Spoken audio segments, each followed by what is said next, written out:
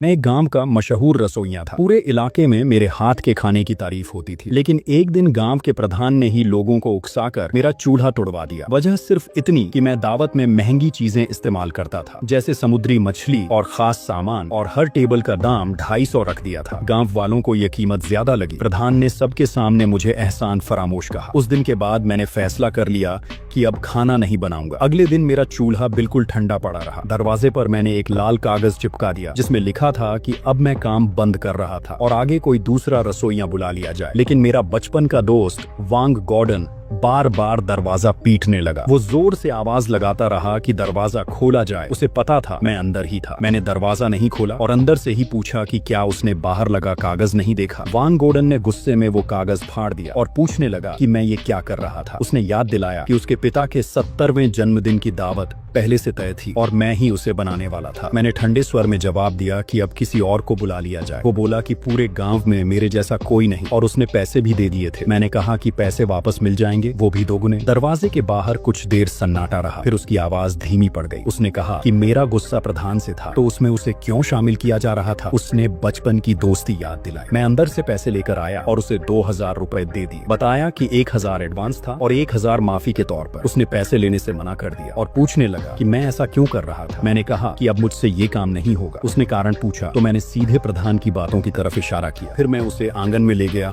और वो सारा सामान दिखाया जो उसके पिता की दावत के लिए जुटाया गया था। महंगी मछली, बढ़िया मांस, देसी मुर्गा और पहाड़ी चीजें, हर चीज बड़ी मेहनत से लाई गई थी। मैंने समझाया कि हर टेबल का सिर्फ 200 लिया जा रहा था, जिसमें 10 तरह के पकवान बनते थे। मेरा मकसद पैसा कमाना नहीं था, बल्कि पुराना रिश्ता निभाना था। लेकिन अब वही रिश्ता टूट चुका था। वांग गॉर्डन चुप खड़ा रहा। उसके चेहरे से साफ पता चल रहा था कि उसे मेरी बात समझ आ गई थी। गांव वाले हमेशा कम पैसे में सबसे अच्छा खाना चाहते थे। मैं भी अपनी मेहनत और पहचान के दम पर कम खर्च में बढ़िया दावत तैयार करता था। लेकिन अब थोड़ा सा दाम बढ़ाने पर मुझे लालची कह दिया गया। मैंने साफ मना कर दिया कि अब उसके घर का काम नहीं करूंगा। उसने आखिरी बार मनाने की कोशिश की, लेकिन मैं अपने फैसले पर अड़ा रहा। आखिर में वो बिना पैसे लिए ही वापस चला गया। मैं दरवाजा बंद करने ही वाला था कि तभी प्रधान की पत्नी झांग चुई हुआ अंदर आ गई। उसने आते ही कहा कि अगले महीने उसके मायके में शादी थी और मुझे ही खाना बनाना पड़ेगा। मैंने सीधे मना कर दिया। वो गुस्से में बोली कि मैं घमंडी हो गया था और उसका पति गाँव के भले के लिए ही ऐसा कर रहा था। मैंने पलट कर पूछा कि क्या बिना पैसे दिए अच्छा खाना खाने की आदत को सही माना जा रहा था। मेरी बात सुनकर वो कुछ पल के लिए चुप पड़ गई। फिर बोली कि मेरे बिना भी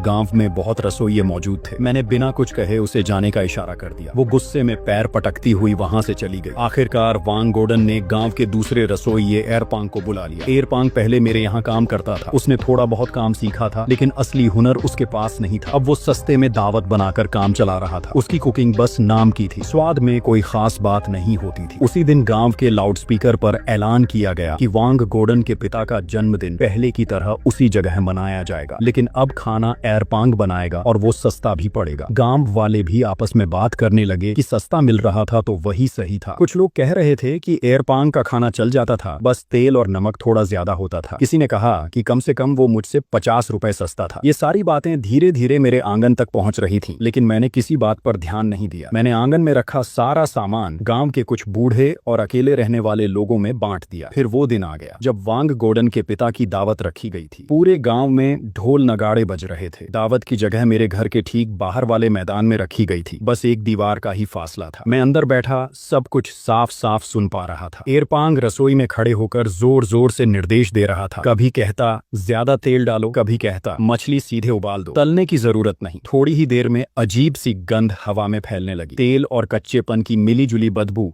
मेरे आंगन तक पहुंच गई। उधर मेहमानों ने खाना शुरू किया। कुछ लोगों ने प्लेट में खाना देखते ही सवाल उठाए कि रंग इतना काला क्यों लग रहा था। किसी ने मांस देखकर कहा कि वो कोयले जैसा दिख रहा था। लोगों ने सोचा पहले छक्कर देखा जाए, लेकिन जैसे ही उन्होंने खाना चखा माहौल एकदम बदल गया। कुछ लोग बदबू की शिकायत करने लगे। कुछ ने जोर से पूछना शुरू कर दिया कि खाना बनाना आता भी था या नहीं। देखते ही देखते पूरी दावत का माहौल बिगड़ गया। कुछ ही देर में माहौल अजीब सा शांत हो गया। फिर अचानक शोर उठ गया। किसी ने कहा खाने से बदबू आ रही थी। कोई चिल्लाया ये खाना बनाया किसने। पूरा माहौल बिगड़ गया। मेहमानों ने खाना छोड़ दिया, कोई गुस्से में, कोई हैरान। मैं चुपचाप दीवार के पास गया और बाहर झांका। हर टेबल पर खाना पड़ा था, लेकिन कोई खा नहीं रहा था। सिर्फ कुछ बच्चे जिज्ञासा में प्लेट छेड़ रहे थे। तभी वांग गॉर्डन गुस्से में एक प्लेट उठाकर रसोई में गया और उसे जमीन पर दे मारा। उसका गुस्सा फट पड़ा। वो एरपांग पर टूट पड़ा और उसे मारने लगा। ये देखकर लोग भी उठ खड़े हुए। कुछ झगड़ा छुड़ाने लगे, कुछ गालियां देने लगे और कुछ वहां से ही निकल गए। जन्मदिन की दावत पूरा तमाशा बन गया। प्रधान लियू छुएनफू लाउडस्पीकर लेकर लोगों को शांत करने की कोशिश करता रहा, लेकिन कोई सुनने को तैयार नहीं था। तभी एक औरत एक प्लेट लेकर उसके सामने आई। मांस पूरी तरह जला हुआ पड़ा था। प्रधान का चेहरा उतर गया, वो कुछ बोल नहीं पाया। आखिर में दावत खराब माहौल में खत्म हो गई। वांगगुडन का परिवार पूरे गांव में मजाक बन गया। एरपांग गुस्से में कसम खाकर चला गया कि अब वो गांव में कभी खाना नहीं बनाएगा। उस घटना के बाद गांव में अच्छे रसोइयों की कमी पड़ गई। अगले महीने झांग चुईहुआ के मायके में शादी थी। अब सबको चिंता होने लगी। उसी रात मेरे घर का दरवाजा फिर से खटखटाया गया। इस बार सामने खुद प्रधान लियू छुएनफू खड़ा था। उसके साथ वांगगोडन और गांव के कई बुजुर्ग थे। अंदर आते ही उसने नरमी से बात शुरू की। बोला, उस दिन गलतफहमी हो गई थी, उसने ज्यादा पी ली थी और बात बढ़ गई। मैंने साफ कहा, वो बात दिल में बैठ गई। उसके चेहरे की मुस्कान वहीं रुक गई। साथ आए बुजुर्ग बीच में बोले, सब एक ही गांव के लोग, बात बढ़ाना ठीक नहीं। किसी ने कहा, प्रधान ने जो किया गांव के भले के लिए किया। मैंने सीधा पूछा, असल दिक्कत ये थी ना कि अब पहले जैसा सस्ता और अच्छा खाना नहीं मिल रहा। सब चुप। तभी वांगगोडन आगे आया। उसने माना गलती उसकी भी थी, उसे मुझ पर भरोसा करना चाहिए था। अपने पिता की खराब दावत पर उसे अफसोस था। प्रधान ने बात संभाली और बोला, गलती सबकी, लेकिन कमी सबसे ज्यादा मेरी। फिर सीधा बोला, वो चाहते थे कि मैं फिर से काम शुरू करूं। झांग चुईहुआ ने शादी की बात दोहराई और दावत की जिम्मेदारी मुझे देने को कहा। बाकी लोग भी हाथ जोड़कर खड़े हो गए। बोले, इस बार दाम तुम्हारे हिसाब से तय होंगे। उन्हें लगा मैं मान जाऊंगा, लेकिन ऐसा नहीं हुआ। मैंने साफ मना कर दिया, अब किसी और को बुलाओ। ये सुनते ही प्रधान भड़क गया। ऊंची आवाज में बोला, इतने लोग खुद बुलाने आए, फिर भी मना कैसे कर सकता। उसने धमकी दी, अगर नहीं माना तो गांव में रहना मुश्किल कर देंगे। मैंने उसकी आंखों में देखकर पूछा, इस बार घर भी तुड़वाओगे? वो वहीं चुप। बाकी लोगों के चेहरे भी उतर गए। कुछ बुजुर्ग फिर समझाने लगे, बात इतनी आगे नहीं बढ़ानी चाहिए। मैंने पूछा, जब मेरा चूल्हा तोड़ा गया था तब किसी ने ये क्यों नहीं सोचा? सबके पास जवाब नहीं था। मैंने साफ कहा, पहले वाली बात खत्म, अब काम मेरे नियमों पर। सब सन्न। वांगगोडन कुछ कहना चाहता था लेकिन बोल नहीं पाया। अब उन्हें समझ आ गया मैं बदल चुका था। मैंने सीधा कहा, अब 1000 रुपए प्रति टेबल लगेंगे। सब चौंक गए। किसी ने गुस्से में कहा, ये तो लूट। मैंने जवाब दिया, ये मेरी मेहनत की कीमत। पहले रिश्ते की वजह से सस्ता मिलता था, अब वही दाम नहीं मिलेंगे और गाँव वालों के लिए दाम डबल, 2000 प्रति टेबल। इसके बाद मैंने आखिरी शर्त रखी, जिन लोगों ने मेरा चूल्हा तोड़ा था वो घर घर जाकर माफी मांगेंगे। एक भी घर छूटा तो मैं हमेशा के लिए काम बंद। ये सुनकर सबके चेहरे उतर गए। मैंने दरवाजा बंद किया और अंदर आ गया। बाहर खड़े लोग वहीं खड़े रह गए जैसे जमीन खिसक गई हो। अगले दिन पूरे गांव में यही बात फैल गई। कोई बोला मैं पागल हो गया, कोई बोला हद पार कर दी। मैंने किसी की नहीं सुनी। पुराना चूल्हा तोड़ दिया और नया बड़ा मजबूत चूल्हा बनवाया। नए बर्तन और सारा सामान भी खरीद लिया। उधर शादी की तारीख पास आती गई और उधर उनकी परेशानी बढ़ती गई। आखिर में उन्होंने बाहर से रसोइये बुलाए, लेकिन जैसे ही उन्होंने मेरी कीमत और मेरे खाने के बारे में सुना, सबने मना कर दिया। सीधा जवाब उसके सामने टिक नहीं पाएंगे। ये सुनकर प्रधान का चेहरा उतर गया। उसी शाम वांगगोडन फिर से मेरे दरवाजे पर आया। वांगगोडन इस बार हाथ में 2 बोतल शराब लेकर आया। काफी देर आंगन में खड़ा रहा, फिर धीरे से बात शुरू की। बोला वो माफी मांगने आया था। इतना कहकर वो सीधे चूल्हे के सामने घुटनों पर बैठ गया और 3 बार सिर झुकाकर माफी मांगी। उसने माना उस दिन गलती उसकी थी। उसे मुझ पर भरोसा करना चाहिए था, दूसरों की बातों में नहीं आना चाहिए था। अपने पिता की खराब दावत पर उसे अफसोस था। उसने साफ कहा, वो सिर्फ माफी मांगने आया था, मनाने नहीं। फिर उसने जेब से 2000 रुपए निकाले और मेरी तरफ बढ़ा दिए। बोला ये नुकसान की भरपाई थी, भले पूरी नहीं थी। मैंने कहा चूल्हा तोड़ने वाला वो नहीं था। उसने सिर झुका लिया। फिर बोला रोक भी नहीं पाया, इसलिए बराबर का जिम्मेदार। फिर उसने एक और बात कही, आगे कोई भी मेरे खिलाफ बोलेगा तो सबसे पहले वो सामने खड़ा होगा। पैसे और शराब वहीं रखकर वो बिना कुछ बोले चला गया। उसके जाते ही थोड़ी देर बाद कुछ और लोग आए। ये वही युवक थे जिन्होंने चूल्हा तोड़ा था। सब सिर झुकाकर आए, आंगन में घुटनों पर बैठ गए और माफी मांगने लगे। बोले उस दिन बहक गए थे, बड़ी गलती हो गई। मुझे साफ समझ आ गया, ये माफी दिल से नहीं, मजबूरी में। मैंने पूछा सबने माफी मांग ली? उन्होंने तुरंत हाँ कहा। मैं अंदर जाने लगा, तभी एक ने हिचकिचाकर पूछा झांग चुईहुआ की शादी का क्या होगा? मैंने साफ कहा जिसने हाथ लगाया था सबको आना पड़ेगा। फिर पूछा प्रधान और उसकी पत्नी कहाँ? उन्होंने कहा बड़े लोग, सामने आने में शर्म आ रही। मैंने ठंडे स्वर में कहा शर्म आ रही तो आने की जरूरत नहीं, मैं भी काम नहीं करूंगा। अब उनके पास कोई रास्ता नहीं बचा। आखिर में शादी सादगी से निपटाई गई। सुना पास के कस्बे के छोटे होटल में दावत हुई, जगह कम, खाना साधारण, पूरा माहौल फीका पड़ गया। इस घटना के बाद गांव वालों का नजरिया बदल गया। पहले जो हल्के में लेते थे अब दूरी बनाने लगे, थोड़ा डर भी दिखने लगा। उधर मैंने अपना रास्ता तय कर लिया। मैंने शहर वाले दोस्त को फोन किया जो खाने के काम में था, उसे अपनी प्लान बताया। उसने साफ कहा ये पहले करना चाहिए था, इतना हुनर गांव में सस्ते में नहीं देना चाहिए। उसने मदद का भरोसा दिया और नए ग्राहक ढूंढने लगा। कुछ दिनों बाद एक काली लग्जरी गाड़ी गांव में आकर रुकी। पूरे गांव में हलचल मच गई। गाड़ी से कुछ लोग उतरे, साफ सुथरे कपड़ों में, उनमें से एक मेरा पहला बड़ा ग्राहक था। वो सीधे मेरे दरवाजे तक आया। उधर प्रधान भी पहुंच गया और उससे बात करने की कोशिश की, लेकिन उसने ध्यान नहीं दिया। उसने सीधे मेरे बारे में पूछा। मैंने दरवाजा खोला और उसे अंदर बुलाया। उसने अपना परिचय दिया और बोला खाने का स्वाद लेने आया था। बाहर खड़े लोग अंदर झांकने की कोशिश करने लगे। मैंने उसे अपना हाथ से लिखा मेन्यू दिया, बताया आज 4 खास डिश बनेंगी। जैसे जैसे मैं नाम बताता गया उसके चेहरे पर एक्साइटमेंट बढ़ता गया। आखिर में वो मुस्कुराया। आज का दिन खास होने वाला था। मैंने उसे बैठाया और किचन में लग गया। बाहर लोग बेसब्री से इंतजार करने लगे। थोड़ी देर में खुशबू पूरे माहौल में फैल गई। दूर खड़े लोग भी महसूस कर रहे थे, सोच रहे थे ऐसा स्वाद पहले क्यों नहीं मिला। प्रधान चुप खड़ा सब देख रहा था। चेहरा उतर चुका था। करीब 1 घंटे बाद खाना तैयार। मेहमान ने पहला कौर लिया और उसका चेहरा बदल गया। फिर बिना रुके तेजी से खाने लगा। उसके साथ आए लोग भी उसी तरह खाने लगे। कुछ ही देर में सब खत्म। उसने संतुष्टि से सांस ली और मेरी तारीफ की। बोला एक डिश ही अपनी कीमत वसूल कर चुकी। फिर उसने पैसे दिए 2000 खाने के, 1000 टिप। मैंने पैसे लिए और दरवाजे पर खड़े होकर सबके सामने गिनकर रख दिए। इसके बाद वो लोग खुशी खुशी चले गए। जाते समय बोला अगली बार और लोगों को साथ लाएगा। उस दिन के बाद गांव में मेरी चर्चा और बढ़ गई। कुछ जलने लगे, कुछ हैरान, लेकिन सच्चाई साफ थी। अब काम तेजी से बढ़ने लगा।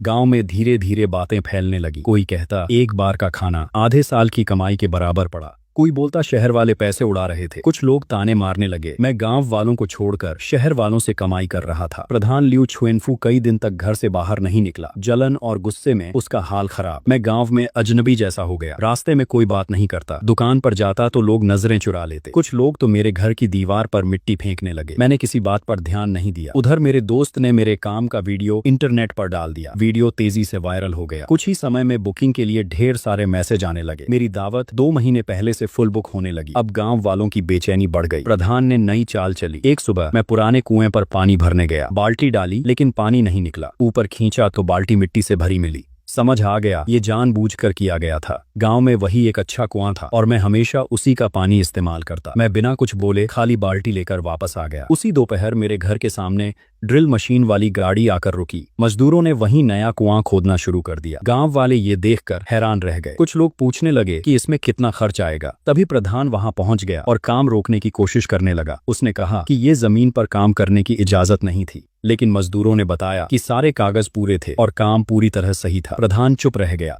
2 दिन के अंदर मेरे आंगन में नया गहरा कुआं तैयार हो गया। जब उसमें से पानी निकला तो मैंने सबके सामने उसे पिया और कहा कि पानी बेहतरीन था। प्रधान गुस्से में मुझे देखता रह गया। उसकी ये चाल भी नाकाम हो गई, लेकिन उसने हार नहीं मानी। अब उसने दूसरी तरफ से दबाव बनाना शुरू किया। मैं हमेशा गांव के एक आदमी से मांस खरीदता था। जब मैं उसके पास गया तो उसने बहाना बना दिया कि मांस खत्म हो गया था। मैंने देखा कि उसके बाड़े में सूअर मौजूद थे, लेकिन उसने कहा कि वो पहले से बुक थे। मुझे तुरंत समझ आ गया कि उसे दबाव में रखा गया था। मैं बिना कुछ कहे वहां से लौट आया। अगले ही दिन एक ठंडी गाड़ी मेरे घर के बाहर आकर रुकी, जिसमें शहर से बढ़िया मांस लाया गया था। मैंने ड्राइवर से बात करके तय कर लिया कि हर हफ्ते सप्लाई होती रहेगी। इसके बाद मेरा काम और तेजी से बढ़ने लगा। अब मेरे यहाँ आने वाले लोग अमीर और बड़े लोग थे। उनकी गाड़ियां भी महंगी होती थीं। काम बढ़ने लगा तो मुझे मदद की जरूरत पड़ने लगी। मैंने अपने घर के बाहर काम के लिए लोगों की जरूरत का नोटिस लगा दिया। शुरू में कोई आने की हिम्मत नहीं कर पाया। सबको डर था कि प्रधान नाराज हो जाएगा, लेकिन कुछ युवा चुपके से मिलने आने लगे। उनमें से एक वांग गोर्डन का रिश्तेदार वांग शियाओ शुआई था। उसने आकर पूछा कि क्या सच में काम मिल सकता था। मैंने हाँ कहा और बताया कि शुरुआत में 3000 महीने मिलेंगे, बाद में काम के हिसाब से बढ़ेंगे। वो तुरंत तैयार हो गया। इसके अलावा एक लड़की ली जुआन भी काम करने आ गई। धीरे धीरे मेरा छोटा सा किचन टीम बन गया। मैंने उन्हें कभी कम नहीं दिया। खाने पीने की भी पूरी व्यवस्था रखी। दोनों मेहनत से काम करने लगे और इस मौके की कद्र करने लगे। गांव वाले ये सब देखकर जलने लगे, लेकिन खुलकर कुछ नहीं कह पा रहे थे। उधर प्रधान ये सब देखकर और परेशान हो गया। उसने गांव के कुछ लोगों को इकट्ठा करके मीटिंग बुलाई। उसने कहा कि मुझे ऐसे बढ़ने नहीं देना चाहिए, नहीं तो गांव में फूट पड़ जाएगी। लोगों ने भी उसका साथ दिया। काफी सोचने के बाद उन्होंने एक नई चाल चली। गांव में सड़क बनाने का काम शुरू होने वाला था। प्रधान ने नक्शा बनाते समय जानबूझकर मेरे घर तक आने वाला रास्ता छोड़ दिया। इतना ही नहीं, उसने बहाना बनाकर मेरे घर के सामने वाले रास्ते पर मिट्टी, पत्थर और ईंटें डाल दी। अब हाल ये हो गया कि कोई गाड़ी मेरे घर तक नहीं आ सकती थी। लोग कहने लगे कि अब बड़े ग्राहक कैसे आएंगे। प्रधान को लगा कि इस बार उसने सही जगह वार किया था, लेकिन मैं ये सब देखकर भी शांत रहा। मैंने गुस्सा करने के बजाय मुस्कुराकर फोन उठाया और अपने उस बड़े ग्राहक को कॉल किया। मैंने उसे सारी बात बताई और मदद मांगी। उसने बिना देर किए कहा कि वो इस समस्या को संभाल लेगा। फोन रखने के बाद मुझे पूरा भरोसा हो गया। उधर प्रधान रोज रास्ते के पास बैठकर काम की निगरानी करता रहता था। जब उसने देखा कि कई दिनों तक कोई ग्राहक नहीं आया तो वो और ज्यादा खुश होने लगा। वो मुझे देखकर ताने मारने लगा कि अब कोई रास्ता नहीं बचा था, लेकिन मैं चुपचाप अपना काम करता रहा। मैंने साफ तय कर लिया था कि झुकना नहीं है। कुछ दिन ऐसे ही निकल गए। बाहर से कोई ग्राहक नहीं आ पा रहा था, लेकिन मैंने घबराने के बजाय दूसरा तरीका सोच लिया। एक दिन मैंने सबको इकट्ठा करके बताया कि अब यहाँ बैठकर खाना नहीं कराया जाएगा, अब से खाना बनाकर बाहर भेजा जाएगा। मैंने अपने पुराने वीडियो निकाले जो मेरे दोस्त ने बनाए थे। उनमें कई लोग पूछ रहे थे कि खाना कैसे मंगाया जाए। उसी दिन मैंने फैसला कर लिया कि अब प्री पैक खाना तैयार करके पार्सल किया जाएगा। मैंने तुरंत एक कंपनी से बात की और पैकिंग का सामान मंगवा लिया। आंगन में ही अलग जगह बनाकर पैकिंग शुरू कर दी। मैं खुद खड़े होकर वांग शियाओशुआई और ली जुआन को सिखाने लगा कि खाना कैसे पैक करना था। हर डिश को ठीक से पैक किया जाता, उस पर नाम और इस्तेमाल का तरीका लिखा जाता। पहली खेप तैयार होते ही मैंने उसकी फोटो लेकर उस बड़े ग्राहक को भेज दी। आधे घंटे में ही जवाब आ गया। उसने तुरंत 20 पैक ऑर्डर कर दिए और कहा कि ये अपने स्टाफ में बांटे जाएंगे। अगले दिन मैंने पार्सल भेज दिया। इसके बाद काम तेजी से बढ़ने लगा। वो ग्राहक अपने दोस्तों को बताने लगा, उसके दोस्त आगे और लोगों को बताने लगे। कुछ ही दिनों में ऑर्डर इतने बढ़ गए कि संभालना मुश्किल हो गया। उधर प्रधान दूर खड़ा ये सब देखता रहता था। उसके चेहरे से साफ दिख रहा था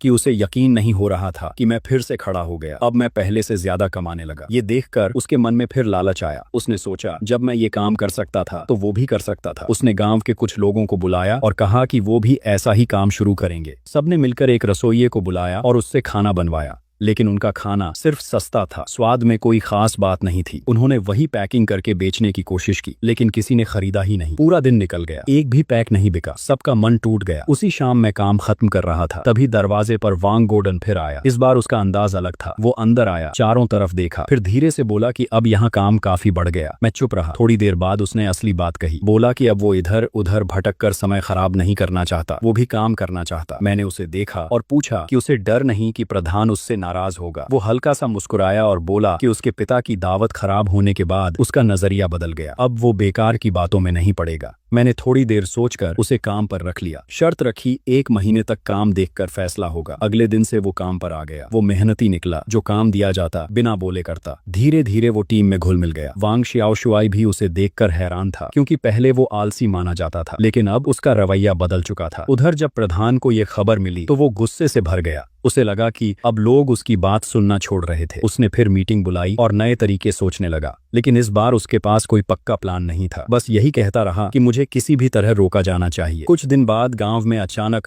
बड़ी मशीनों की टीम आ गई। लोग देखने के लिए इकट्ठा हो गए। मशीनें, ट्रैक्टर, बड़े वाहन, सब कुछ वहां खड़ा था। प्रधान भी दौड़कर पहुंचा। उसने काम रुकवाने की कोशिश की और पूछा कि ये सब क्या हो रहा था। तब इंजीनियर ने बताया कि यहाँ एक नया पुल बनाया जाएगा। प्रधान चौंक गया। उसने पूछा कि ये किसने करवाया। इंजीनियर ने बताया कि ये सब उसी बड़े ग्राहक के कहने पर हो रहा था। उसने यहाँ की जमीन भी खरीद ली और अब पार्किंग व रास्ता बनाया जाएगा। पुल सीधे मेरे घर के पीछे तक आएगा। ये सुनते ही प्रधान के पैरों तले जमीन खिसक गई। कुछ ही दिनों में पुल बनकर तैयार हो गया। अब गाड़ियां सीधे मेरे घर तक पहुंचने लगी। उसी दिन मैंने छोटी सी दावत रखी और अपने काम करने वाले लोगों को खाना खिलाया। वो बड़ा ग्राहक भी आया और अपने कुछ दोस्तों को साथ लाया। उसने सबके सामने कहा कि अब इस काम को और बड़ा किया जाएगा और शहर तक ले जाया जाएगा। ये सुनकर सब खुश हो गए। उधर गांव वाले ये सब देखकर हैरान थे। कुछ लोग जो पहले खिलाफ थे अब चुपचाप आकर काम मांगने लगे। मैंने किसी को तुरंत मना नहीं किया, बस नाम लिखवाकर इंतजार करने को कहा। अब मैं जल्दबाजी में कोई फैसला नहीं करना चाहता था। उधर प्रधान दूर खड़ा सब देख रहा था। उसे उम्मीद थी कि मैं लोगों को मना कर दूंगा, लेकिन ऐसा नहीं हुआ। उसका आखिरी सहारा भी टूट गया। वो गुस्से में वहां से चला गया। इसके बाद मेरा काम और तेजी से बढ़ने लगा। टीम भी बड़ी होने लगी। वांग शियाओशुआई अब काम संभालने लगा और बाकी लोगों को समझाने लगा। एक दिन दोपहर में कुछ लोग कैमरा लेकर मेरे घर आए। वो खाने से जुड़े वीडियो बनाते थे और मेरे काम के बारे में सुनकर पहुंचे थे। मैंने उन्हें अंदर बुलाया। उन्होंने पूरा काम रिकॉर्ड करना शुरू किया। मैं चुपचाप अपना काम करता रहा और जरूरत पड़ने पर समझाता रहा। कुछ ही दिनों में वो वीडियो इंटरनेट पर फैल गया। अब हालत ये हो गई कि मेरे पास फोन लगातार आने लगे। बुकिंग इतनी बढ़ गई कि संभालना मुश्किल हो गया। गांव वाले ये सब देखकर हैरान रह गए। मेरे घर के बाहर गाड़ियों की लाइन लगने लगी। उधर प्रधान अपने घर में बैठा ये सब सुनता रहता था। उसके चेहरे पर गुस्सा साफ दिख रहा था। उसकी पत्नी भी उसे ताने देने लगी कि उसने गलत फैसला लिया। ये बातें सुनकर उसका गुस्सा और बढ़ गया। एक दिन वो चुपचाप मेरे खेत की तरफ गया जहाँ मैं सब्जियां उगाता था। चारों तरफ देखने के बाद उसने जेब से कुछ निकाला और फसल पर छिड़कने लगा। तभी पीछे से आवाज आई। वांग शियाओ शुआई और दो लोग वहां पहुंच गए थे। वो पहले से नजर रख रहे थे। उन्होंने उसे रंगे हाथ पकड़ लिया। वांग शियाओ शुआई ने पूछा कि वो क्या कर रहा था। वो घबरा गया और बहाने बनाने लगा, लेकिन किसी ने उसकी बात नहीं मानी। उसकी हरकत की तस्वीर ले ली गई और चेतावनी दी गई कि दोबारा ऐसा हुआ तो सीधे पुलिस को खबर दी जाएगी। वो चुपचाप वहां से चला गया। उसके जाने के बाद ये बात पूरे गांव में फैल गई। जो लोग पहले उसके साथ थे अब वो भी दूरी बनाने लगे। उसी रात मैंने वांग शियाओ शुआई को बुलाकर बात की। उसने कहा कि सबूत संभाल कर रखा गया था ताकि जरूरत पड़े तो इस्तेमाल किया जा सके। मैंने कहा कि अभी मामला बढ़ाने की जरूरत नहीं, अगर वो आगे कुछ नहीं करता तो बात यहीं खत्म। वांग शियाओ शुआई को ये बात पसंद नहीं आई, लेकिन उसने मान ली। अगले दिन प्रधान ने ऐलान करवाया कि वो खेत में कीड़े देखने गया था। कोई गलत काम नहीं कर रहा था, लेकिन किसी ने भरोसा नहीं किया। लोग उसकी हंसी उड़ाने लगे। धीरे धीरे उसकी इज्जत खत्म होने लगी। उधर गांव की सड़क जो उसके कहने पर बनी थी खराब हालत में थी। हल्की बारिश में ही कीचड़ भर जाता था। इसके मुकाबले मेरे घर तक आने वाला रास्ता साफ और मजबूत था। अब गांव वालों को फर्क साफ दिखने लगा। एक दिन कुछ गांव वाले मेरे पास आए। उनमें से एक बुजुर्ग आगे बढ़ा और बोला कि सड़क की हालत खराब, चलना मुश्किल। उन्होंने कहा कि अगर मैं मदद करूं तो सब मिलकर उसे ठीक कर सकते। मैंने कहा कि मदद कर सकता, लेकिन दो शर्तें रहेंगी। पहली, सड़क का नाम मेरे नाम पर रखा जाएगा। दूसरी, प्रधान सबके सामने अपनी गलती मानेगा। ये सुनकर वो चुप हो गए। फिर बोले कि बाकी लोगों से बात करेंगे। जब ये बात प्रधान तक पहुंची तो वो गुस्से से भर गया। उसने साफ मना कर दिया कि वो कभी अपनी गलती नहीं मानेगा। लेकिन अब गांव वाले उसके खिलाफ होने लगे।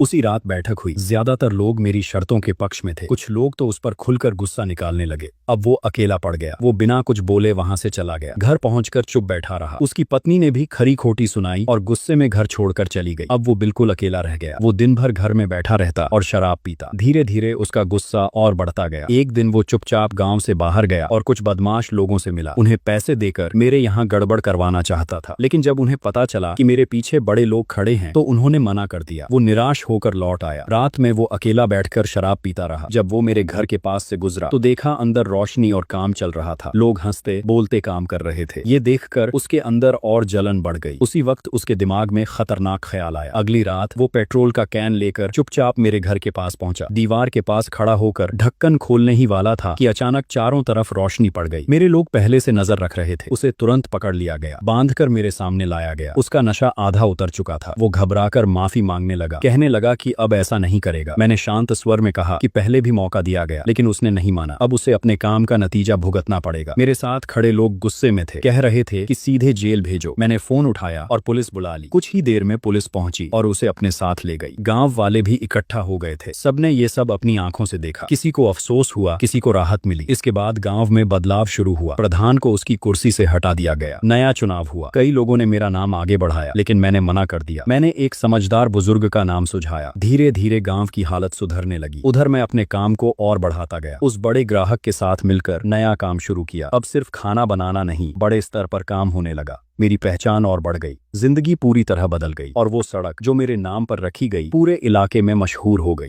गांव का नाम भी दूर तक पहुंच गया। लोग कहने लगे कि यहाँ सिर्फ खाना नहीं, इज्जत भी मिलती। और इस तरह एक छोटे से गांव का रसोइया अपनी मेहनत से आगे बढ़ता गया। अगर कहानी अच्छी लगी तो सब्सक्राइब कर देना दोस्तों।